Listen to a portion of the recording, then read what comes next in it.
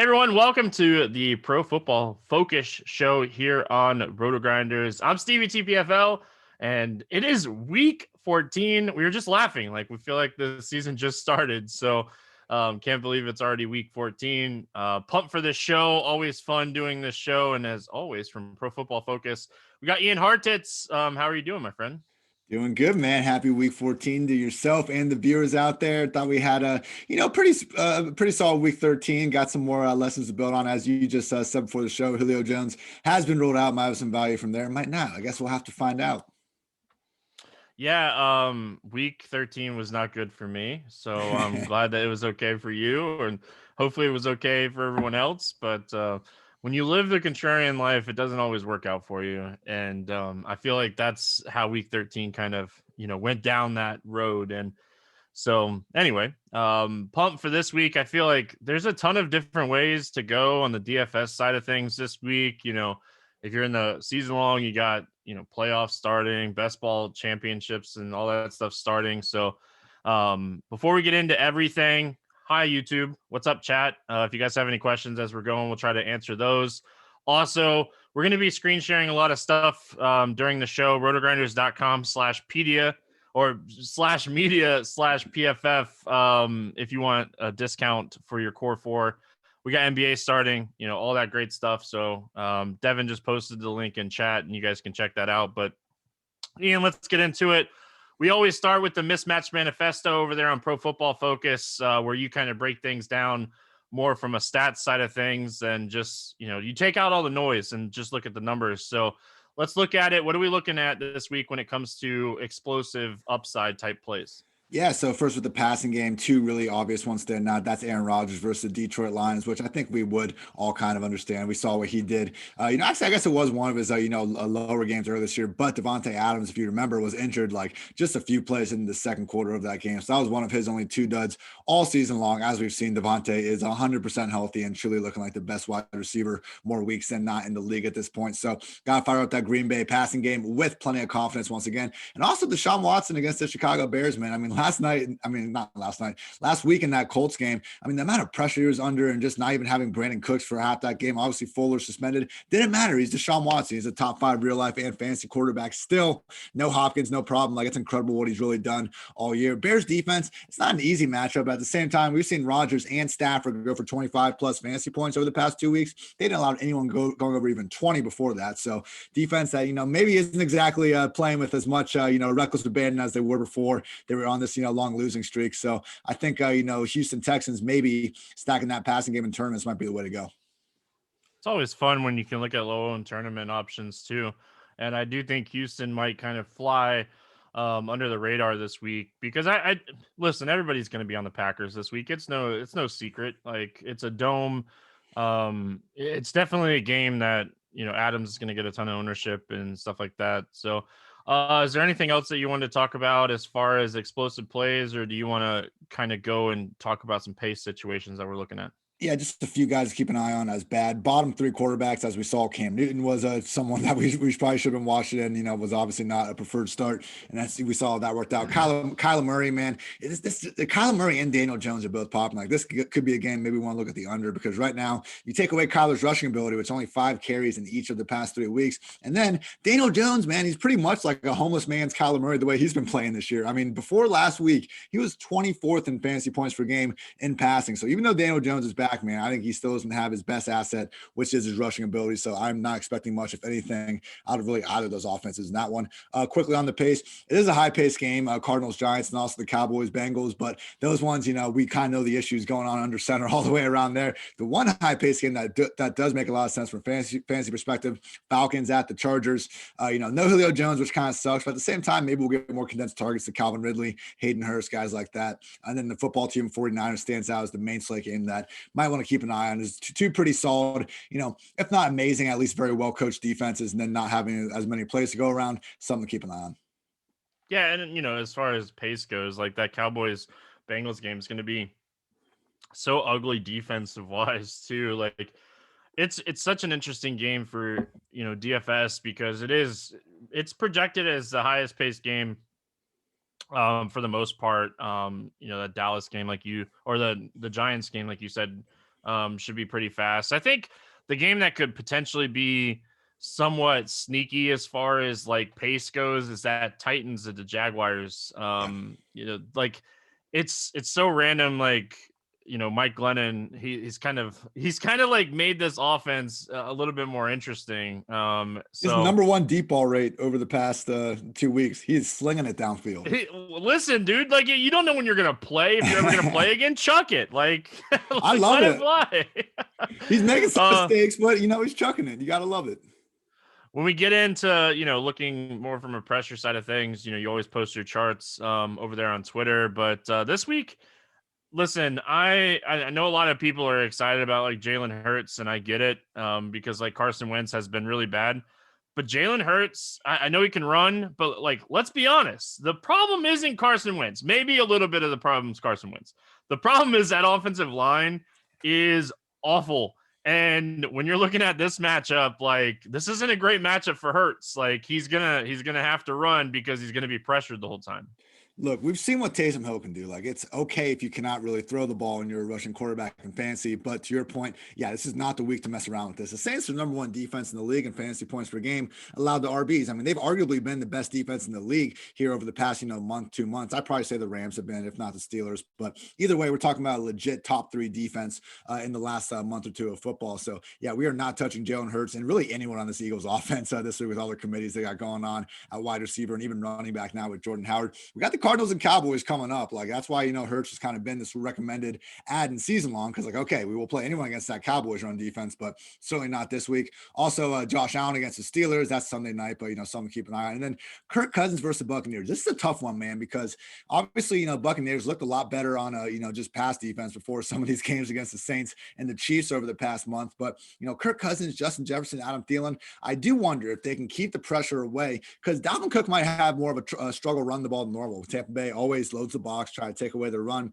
first and foremost. So the one issue we usually have with Cousins' passing game is volume. I think they're going to have it. The only question is, can this offensive line hold off this pass rush? But if they can, I think we can see both these passing offenses putting up a ton of points. Yeah, we'll have to kind of see how it all plays out. Like I said, there's so many potential options this week. Like everywhere, no bias, everywhere, man. A lot of games. Like a lot of totals that are high, some that are increasing, some that are, decreasing. So anything else as far as pressure you want to move on? A couple guys that should be pretty sturdy upright. Tom Brady and company coming off a bye too. They should be, it's gelling much better. It also sounds like Mike Evans will be playing, obviously not 100%, but he really hasn't been 100% all season. As we mentioned, Aaron Rodgers and company looking good. Detroit Lions looking pretty good too. I mean, Marvin Jones, he's 5th in targets in the league since week 10 among all wide receivers. So with Kenny Galladay's sideline, I know it's not sexy, but he's again one of these, GPP plays that might want to keep an eye on, because again, 100 yards and a touchdown, something that certainly is in his range of outcomes. Also, the Colts versus the Raiders. We don't really know who's gonna get the ball between Michael Pittman and T.Y. Hilton during any given week, but certainly the matchup to take advantage of. And then to your point earlier, this Cowboys-Bengals game, leaning a little bit on the Cowboys side in terms of who should be able to keep the quarterback upright. In the 4 quarters we have seen Andy Dalton look good, came against the Vikings defense that also couldn't rush the passer at all. So, Michael Gallup coming off a big game, sitting there still under 4K. Something to think about. Maybe Ezekiel Elliott finally gets going. Like you said, man, there's options all over the place this week. Yeah. Listen, like Marvin Jones is one of my favorite tournament plays, because I feel like everybody's going to be on the Packers, and like you got to run it back. Like if you expect the Packers to score a lot of points in this game and not let off the gas pedal, like Detroit's got to be scoring. So I think Marvin Jones is a fantastic call. We'll get into him more when we get into like the positions, but when we go to the trenches this week, Ian, you'll have to talk me into this, because like outside of like looking at like the same situations with like the Bengals and the Saints, like I'm not reading into the trenches too much this week. I think the good matchups are the good matchups, the bad ones are the bad ones.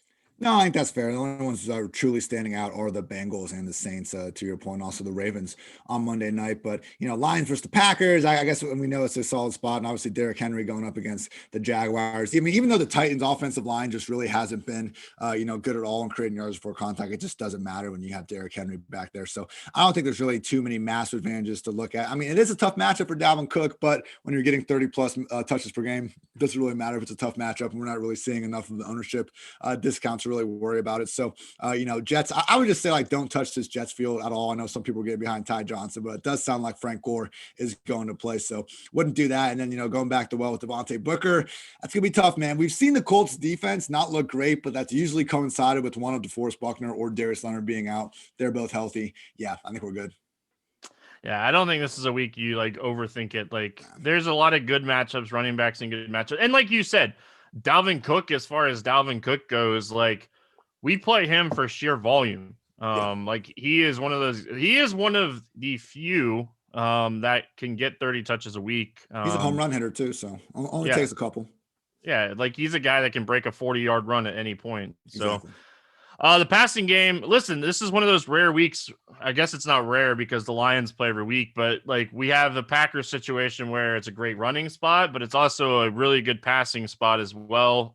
You could talk about some other spots, but Dalvin Cook's in a tough matchup, but the passing game's not. That's the thing. Passing game's not. So if they can just hold off on that pressure a little bit, I think Kirk Cousins and company could definitely be cooking. Also, Titans standing out. Man, it's been Tannehill, A.J. Brown, and Corey Davis just balling out all season long. I mean, just going to that three-man stack right there, I think makes a lot of sense. Jonnu Smith should be back, but that tight end situation, as we saw last week, I mean, they got like 4 guys involved during any single week. Only other one that really stands out, Russell Wilson, man, I know it's been rough over these past few weeks, but if we could handpick any defense to get right against with this deep passing game, it'd probably be the one that just refuses to play anyone deep at all. So I know Greg Williams is gone. Maybe they change things and they actually decide to not play, press man against Metcalf and Lockett. But either way, I don't think these Jets corners can hang with Russ and company. So that's definitely one of my tournament stacks that, it's been burning us over the past few weeks, but we've seen the upside there. And I think that this could be the matchup to bring Russ and company back out of their, slight slumber here in the past month or so.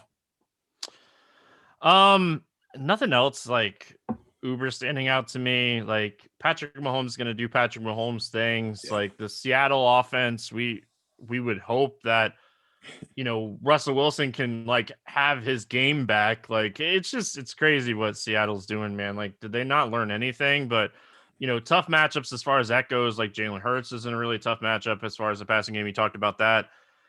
What do we even think? Like, Brandon Allen, like the Dallas defense, I don't know, man. Look, I'm not backing anyone too heavily.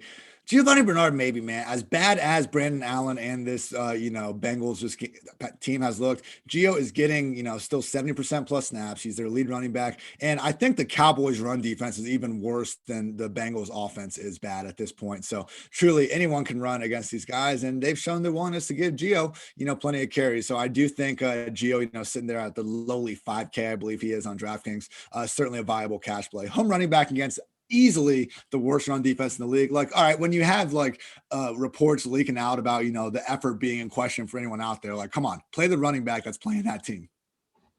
What are we looking at here as far as like EPA goes this week? Yeah, just some offenses really set up to smash Titans, also the Chiefs, Colts, Packers, and Seahawks. I think the Colts are maybe the only one that would slightly surprise people. It's been great with Indy. Just there, I mean, Rivers has been efficient all year. It's just terribly difficult trying to figure out who it's going to be during any given week. I will say that Mo Alley Cox sitting all the way down at 2,500 could be a nice tournament tight end option. And yeah, I mean, Michael Pittman, T.Y. Hilton. Again, these aren't cash game guys because we never know who's going to be getting the targets, but it's a good enough matchup to be worthy. Lower price GPP flyers for sure.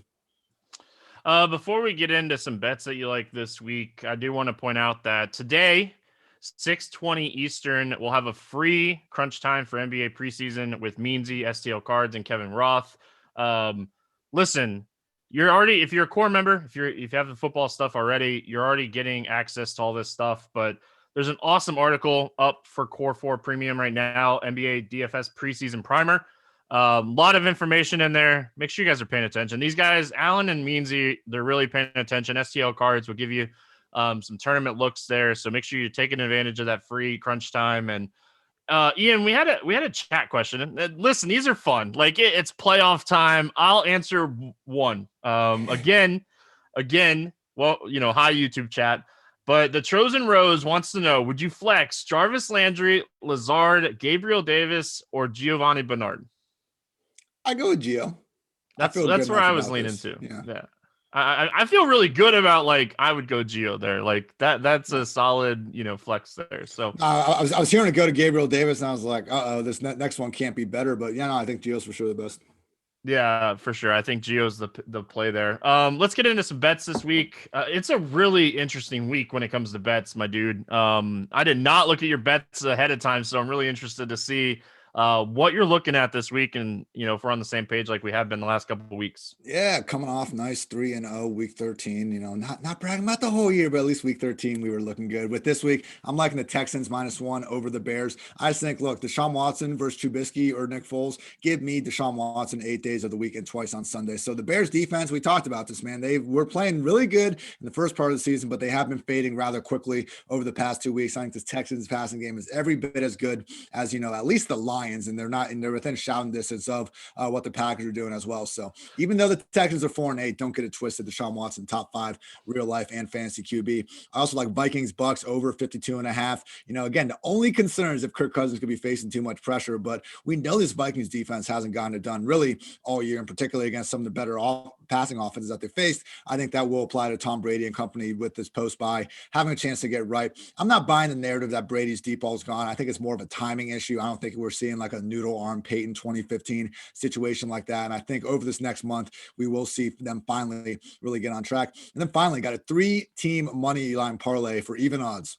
Packers over Lions, Titans over Jaguars, Chiefs over Dolphins. I mean, not crazy on either of them, but hey, only 3 teams getting even odds on it. Again, Rodgers and company humming against the Lions, no problem. Glennon, he's slinging it, man. But hey, he had 1 touchdown last week, probably should have been picked. Had another couple passes that kind of hit defenders in the chest. So turnover prone. I just think the Jaguars don't have a chance to slow down the Titans. And then I think the only reason the Chiefs Broncos was close last week was because of all those missed opportunities to Tyreek down the field, which some of those were just the referees messing up to begin with. So Tua, he's playing good turnover free ball. I don't think he has what it takes to really keep up with Mahomes and company. So that's Chiefs, Packers, and Titans.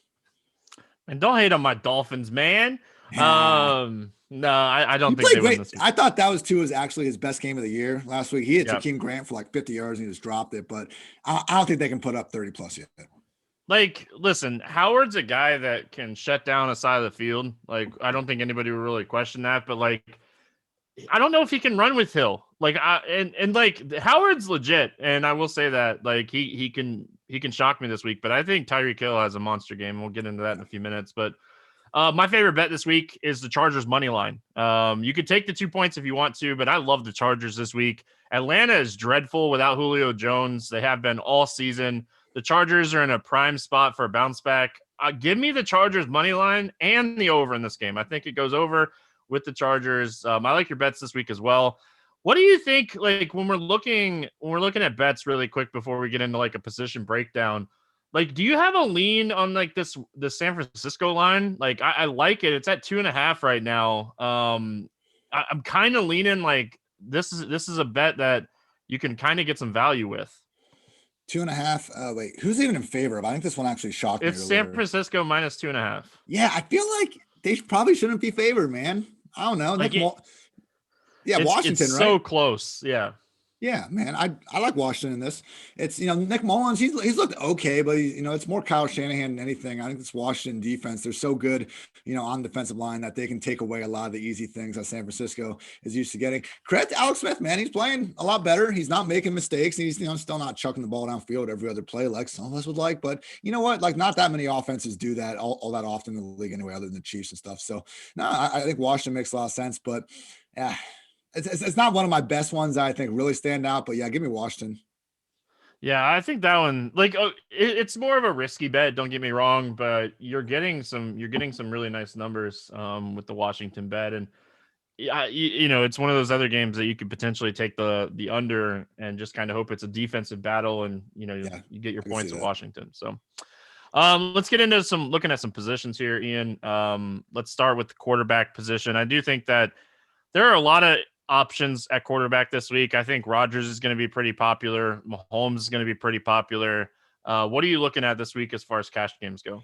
Pretty much running back the strategy from last week. I mean, we were talking about cash, and it was kind of between this Aaron Rodgers, Devontae, Tunyon stack, and then you had me going in on Ryan Fitzpatrick and company. Obviously, he got ruled out, so I ended up going back to the well with or not ruled out, but Tua started. So ended up going back to well with the Packers. And yeah, man, it's just Aaron Rodgers sitting there 7,500, and when he has this 300 plus yard, 3-4 touchdown upside every single week, he's had one dud the entire season pretty much. And I think with Devontae back in action against this Lions secondary, like they couldn't guard him earlier in the year when their secondary was actually healthy. Now they're even more banged up. I just think that, I mean, look, this is offense is popping far and away as number one in terms of combined EPA per play. I think they're going to have everything going for them. Nobody has more pass attempts or touchdowns inside the 10-yard line than Aaron Rodgers this year. This dude's just slinging it the second they get close to the goal line. He wants the MVP. He's going to keep padding stats in matchups like this. And I just think, looking at the potential tournament options though too, I like your Chargers pick because Justin Herbert, Mike Williams, Keenan Allen, that's my favorite tournament stack this week. Also talked about, going back with Russell Wilson, the Seahawks, and this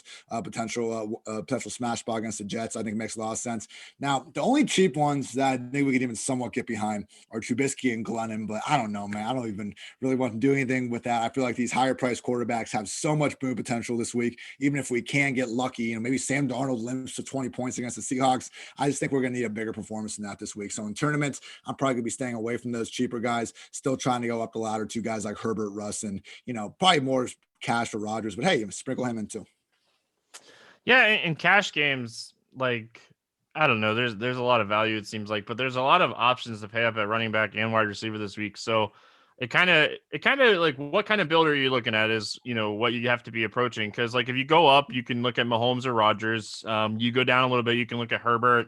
I've heard some people talking about like Matt Ryan. I don't think that's like a crazy option because he's super cheap, and that I do expect that game to be high scoring. So obviously with how cash has gone over the last few weeks, like you really have to wait until like Saturday night, Sunday morning to really approach like what you're going to look at as quarterbacks. But is there anybody standing out to you for tournaments at the quarterback position this week?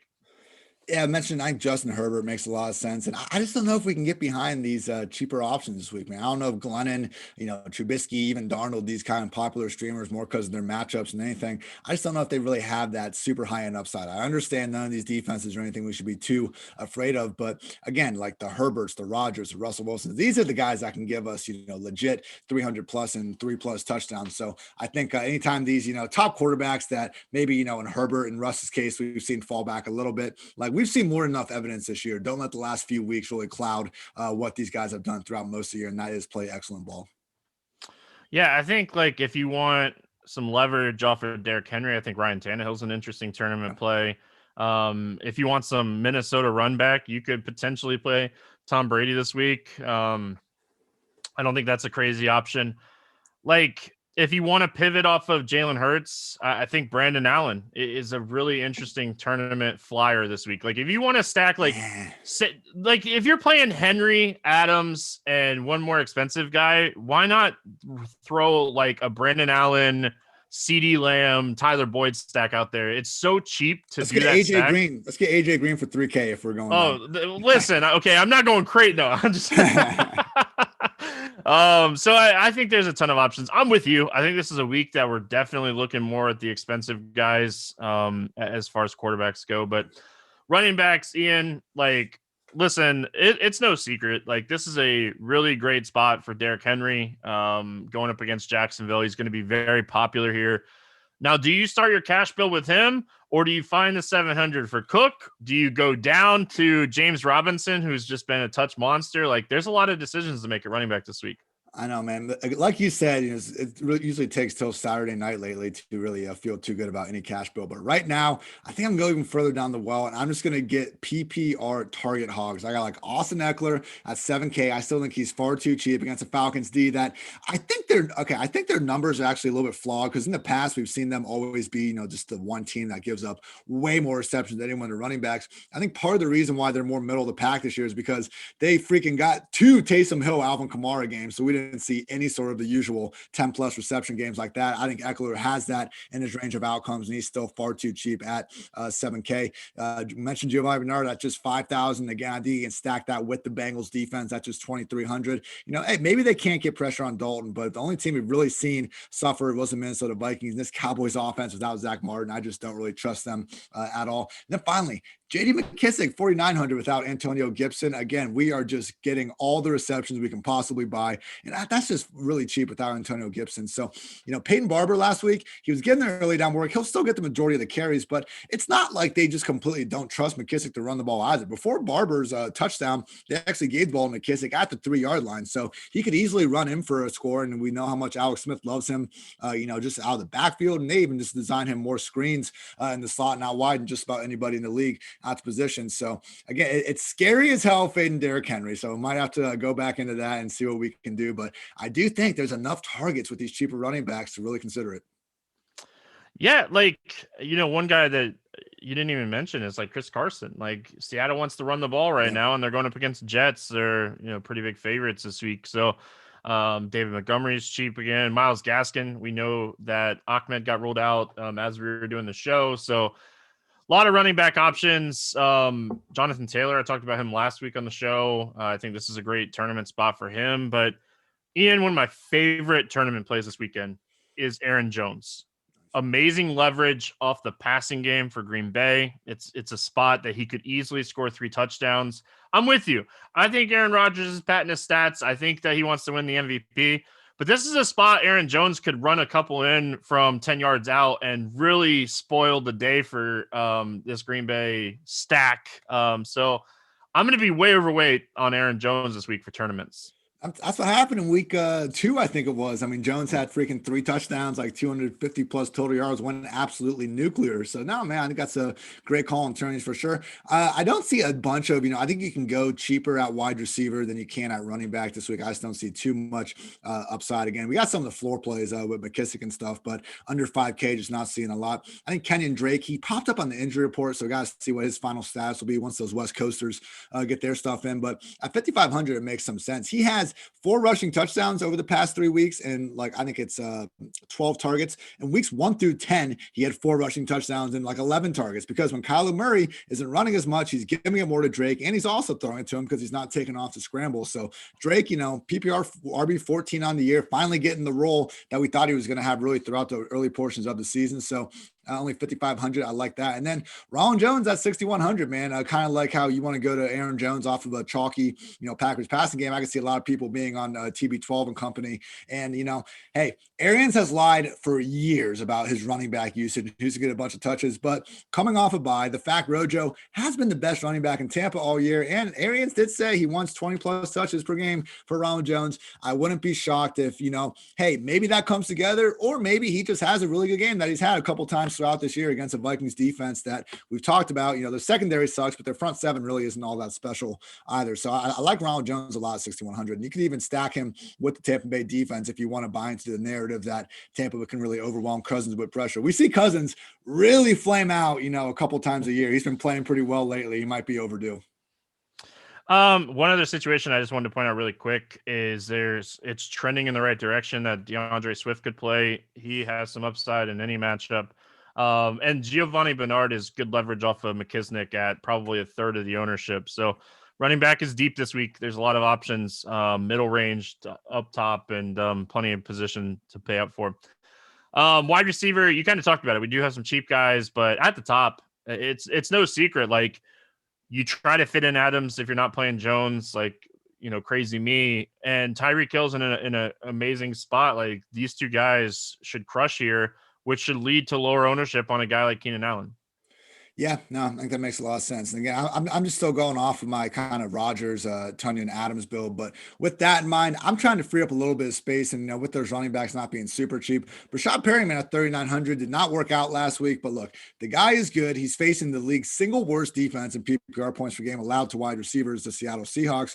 And Denzel Mims is now out with a, family-related issue where he's just not going to have enough time to kind of pass COVID test before getting back in. Got to keep an eye on the injury report. Jamison Crowder was actually a downgrade to limited played yesterday with the calf injury. So there's a chance Rashad Perryman just walks out as the outright number one. I know Crowder got the 2 touchdowns last week, but he still only had 7 targets. I still don't think this offense is back to being, just 10 plus targets per game to Crowder. I think Perryman is going to see, 5, 6 plus more weeks than not. And this is the matchup that he can make the most out of that. So with that in mind, looking at the rest of the lineup, the kind of decision I think I might have to make if I go with this build is Corey Davis or Antonio Brown. With Mike Evans back, I lean Corey Davis, man. I mean, I just don't really think this Jaguars team is going to be able to stop them.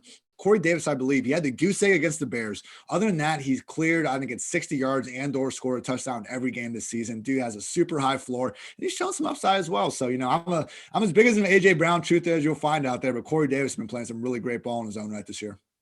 He's good, man. Like, he's really good. Very underrated, very overrated at one point, and now like it just seems like everybody doesn't want to believe that he's been getting better. I think Robbie Anderson's going to get a lot of ownership this week at wide receiver with that whole Carolina situation. Marvin Jones is a guy we already kind of talked about. He's kind of flying under the radar. I don't think Robbie Anderson and Curtis Samuel are going to fly under the radar, right? Like this is a spot these guys are likely going to get plenty of ownership. I kind of like slid in a Tyler Boyd, CeeDee Lamb thing when I was talking about that game. I love the pace of that game. I like the fact that both of those teams, tend to throw the ball. So I do think those spots are interesting. Anything else on a tournament aspect that, you're looking at this week for wide receiver? Mentioned before, liking Herbert and Russ. So obviously you're going with his top 2 guys, Keenan, Mike, and then Metcalf and Lockett. DeAndre Hopkins might be getting slept on a little bit. I mean, this dude always has 100+ yard and 2 touchdown potential. And you look at the Giants, yes, James Bradbury is very good, but 1, I mean, Hopkins winning against anybody. And 2, Giants run a ton of zone. And we have seen Hopkins just have these games where he just eats receptions because he's just so good. I'd find those soft spots, and Kyler is, willing to just feed him again and again and again. So I think Hopkins could be overdue for a nice little bounce back game. Talked about, Vikings, Buccaneers. I think all these guys are viable to go off this week. Tim Patrick at 4,200, I think makes some sense. If you want to go ahead and go with some of the guys, Robbie and Curtis, okay. But Patrick, man, how many more games does he have to keep having before we kind of treat this dude as, the boomer bust kind of wide receiver 3 he's been? That's been booming a lot more lately. So Panthers just don't really have someone size or speed wise that can stand up to him. He's a decent pivot off of, Perryman and kind of Michael Gallup down there at 3,800. And yeah, man, it's scary, but AJ Green at 3K. I'm just saying, maybe like once, maybe if you're like, on that last drink of Saturday night and you're feeling crazy, you put it in one lineup. That's all I'm saying. That's all I'll give. Like, okay. He's getting a squeaky wheel. Brandon Allen's like, we got to get AJ Green more involved. He said that. Oh, geez.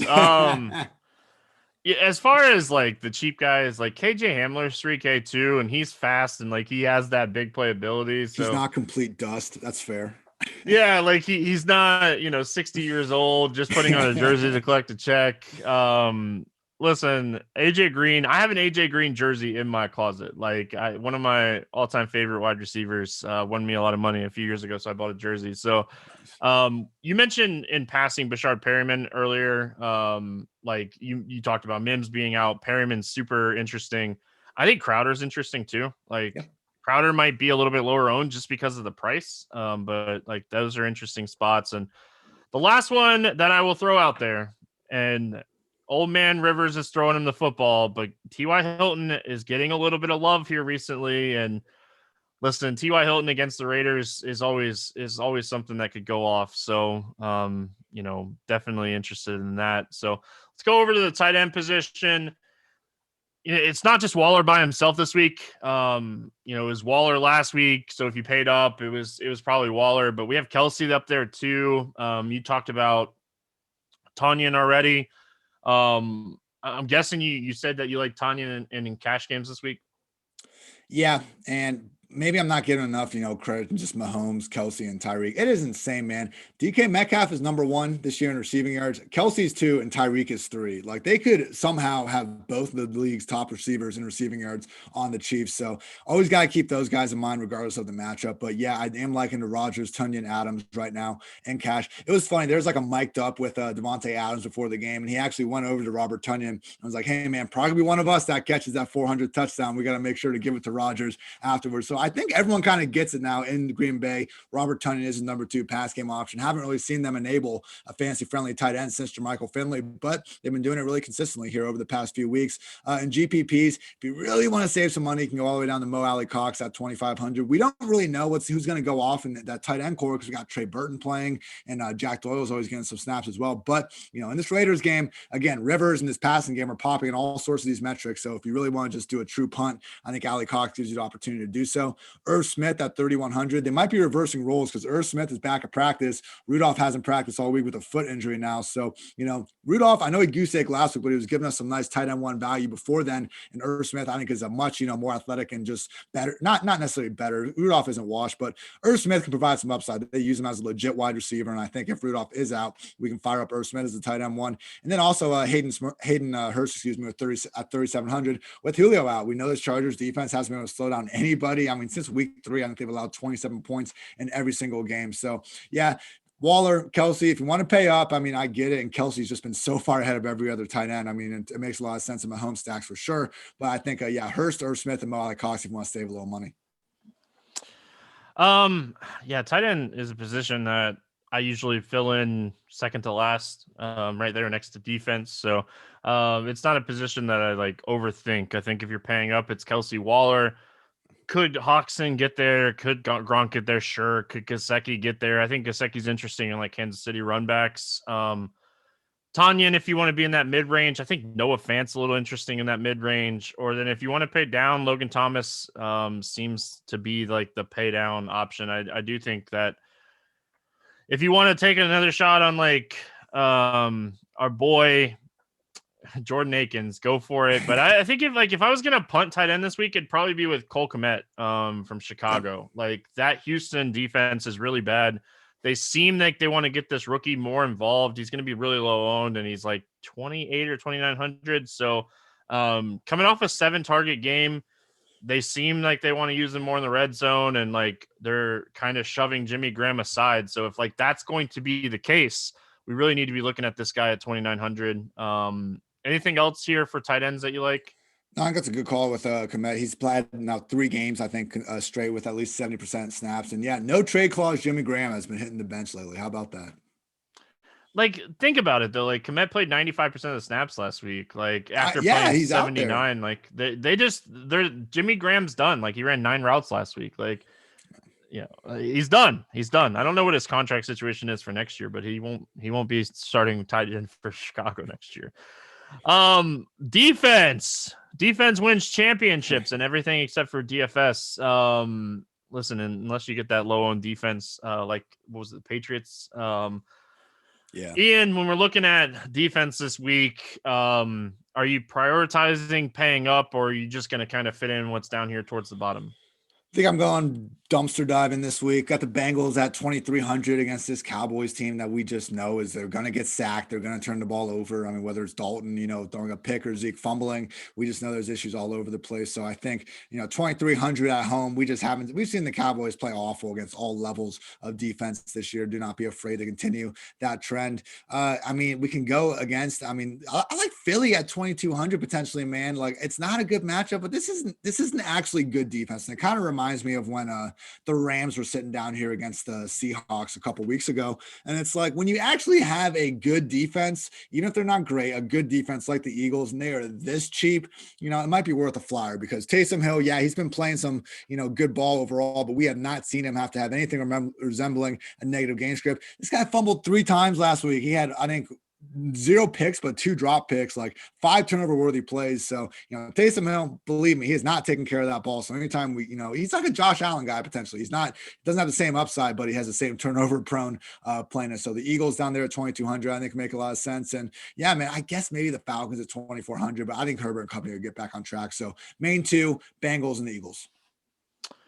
Yeah, if you're going to pay up, I think it's the Saints. They're going to have Jalen Hurts on his heels all day. I think the Seahawks, if you're in that mid-range, both Washington and the 49ers, I feel like both of those teams are a little too cheap for tournaments. We have so many options under 3K, but if you look, if you're paying up for the Saints, it's only 3.8K. So it's if you end up in that range when you're building, if you have the salary, you play the Saints. If you don't, there's a million options. You can go Cowboys, you can go Bengals, like you said. Like, if you want to play one of the the Eagles, maybe is like the dumpster, but like you're probably finding 100 for the Eagles, or not for the Eagles, for the Bengals. Yeah. Anything else on the defensive side of things? Think that is about it, man. Yeah, I mean, if you want to really go in the middle, Tampa Bay 2,900. Mentioned those Ronald Jones stacks. It might be a way to get away from the Seattle defense is probably coming a little bit chalkier. If you guys have any questions in chat, me and Ian maybe take a few questions here before we get out of here. We kind of flew through it, but I feel like this week in general is just right now. It seems very straightforward. Whether there's some news that comes out today or tomorrow, like the Julio, like we didn't even talk about like Calvin Ridley, but like the Julio definitely threw a little bit of a wrench because that is a game that we kind of like. Should we have talked about that Atlanta wide receiver situation? Maybe we can go through it really quick. I think Zacchaeus is on IR, and if that's the case, then Christian Blake is a legit option, man. Russell Gage's role really hasn't changed regardless of who's been in or out, but we've seen Christian Blake and Zacchaeus when he was healthy actually step in and demand a high level of targets. So it's just it's a question of how much do we trust Matt Ryan without Julio, because the offense has looked a lot weaker. Came on this. I think we talked about it last week how I was not buying those Josh Allen with and without John Brown splits at all. Big difference between John Brown and Julio Jones. I think it makes sense that this offense does plummet a little bit without one of the best wide receivers in the league. But, Christian Blake, what is he even at this week? Is he min? He's min, 3K. Yeah. I mean, that's better than AJ Green. Hey! I'm feeling better about than AJ Green. I'm off AJ Green now. Yeah. Like Brandon Powell isn't that same? No. No, I think Christian Blake would be the cheap guy. Russell Gage, I think, will gain some ownership. Calvin Ridley will get some ownership. Like, these guys are not in a bad spot. So we had one question in chat. What do you think the best game chances wise is to shoot out, maybe even go to overtime? It's either the one we're just talking about, Falcons Chargers, or Vikings Buccaneers. I know you were talking about Titans Jaguars earlier. I just think the Titans kind of kicked the shit out of the Jaguars. So I'd say Vikings Buccaneers or Falcons Chargers. I mean, it would be one of the sneakiest shootouts of the weekend, Tennessee Jacksonville. But I do think, like, my favorite game this weekend, it's no secret, I've said it, Atlanta, the Chargers, like, it's my favorite game. I think it's a bounce back spot. I do think potential shootout wise, a game that I feel like we didn't even talk about enough is that Raiders Colts game. I was just looking at that. Yep. It screams close game, shootout, a lot of fantasy points. So like if you're wanting an under the radar game, I think that's the game you could potentially stack and just make it super different. Ian, any final thoughts before we get out of here? Yeah, just with that game, like you don't even necessarily need Rivers or Carr. You could just kind of take wide receivers from it. I mean, I don't really like it. I guess Jonathan Taylor, like he is someone that maybe could have that Cam Akers boost. He has been the best running back on the Colts lately. And even if he doesn't get a boost, he's still, a guy that can get you 100+ yards in a tutty. I'd be worried about Devontae Booker against this, healthy Colts front seven, but we've seen good quarterbacks really put up some decent enough numbers against this Colts defense. So Nelson Aguilar is someone, man, that last week, I know it didn't come to fruition, but I think he was top 5 in the league in air yards. So maybe, go back to well there around, T.Y. Hilton, Jonathan Taylor, whoever you want. But that's going to do it, man. Good luck to everyone in week 14, and particularly those that got some fantasy playoffs on the line season long. That's for sure. Again, if you guys want to check out the Core 4 Premium here at RotoGrinders, rotogrinders.com/media/PFF for that discount. Also, free crunch time today for NBA preseason. Make sure you guys are checking that out with Meansy, STL Cards, and Kevin Roth. That's going to wrap it up here for the Pro Football Focus show for week 14. We'll be back next Friday. See you then.